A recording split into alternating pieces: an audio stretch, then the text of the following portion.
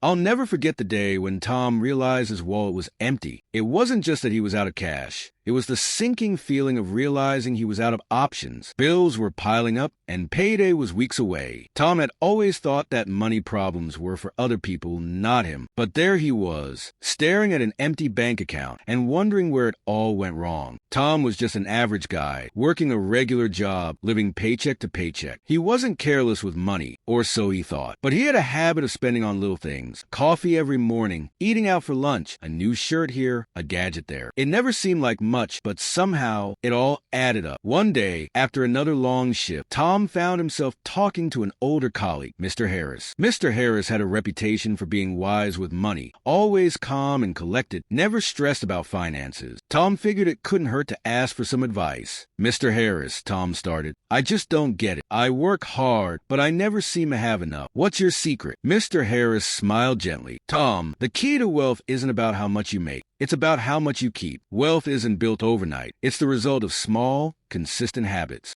Tom was curious. What kind of habits? Simple ones, Mr. Harris replied. First, always pay yourself first. Save a little from every paycheck before you spend anything else. It doesn't have to be much, but it adds up over time. Second, track your spending. You'd be surprised how much money slips through your fingers without you even noticing. And finally, invest in your future, no matter how small the amount. Over time, even small investments can grow into something big. Tom listened carefully, but he still wasn't sure. But what difference can those small habits really make? Mr. Harris leaned in, his voice steady and sure. Tom, let me tell you something my father told me. Small leaks sink great ships. It's the little habits, the small choices we make every day that determine our financial future. It's not about getting rich quick. It's about building wealth steadily. Tom took Mr. Harris's words to heart. He started by setting aside just $10 from each paycheck. It wasn't much, but it was a start. He began keeping track of his expenses, writing down every dollar he spent. He was shocked to see how much he was spending on things that didn't really matter. Slowly, he started cutting back on unnecessary expenses and putting that money into savings instead. Months passed, and Tom noticed something incredible. His savings were growing, not by huge amounts, but steadily. He felt more in control, less stressed about money. He even started investing a little bit in a simple index fund, just like Mr. Harris had suggested. One day, Tom found himself in a situation that would have sent him into a panic before. A sudden car repair that cost more than he'd expected. But this time, he didn't worry. He had savings to cover. For the first time in his life, Tom felt financially secure. Mr. Harris was right, Tom thought. It's not about making big moves. It's about making smart ones. The journey of 1,000 miles begins with a single step. As the years went by, Tom's small habits grew into big wealth. He wasn't rich overnight, but he didn't need to be. He was comfortable, secure, and most importantly, he had peace of mind. And it all started with those small, simple habits. So, what about you? Are you ready to take control of your financial future? Remember, wealth is a result of small, consistent actions repeated over time. Start today, and who knows where you'll be in a few years. What do you think about this story? Have you started building wealth with small habits? Share your thoughts and stories in the comments below.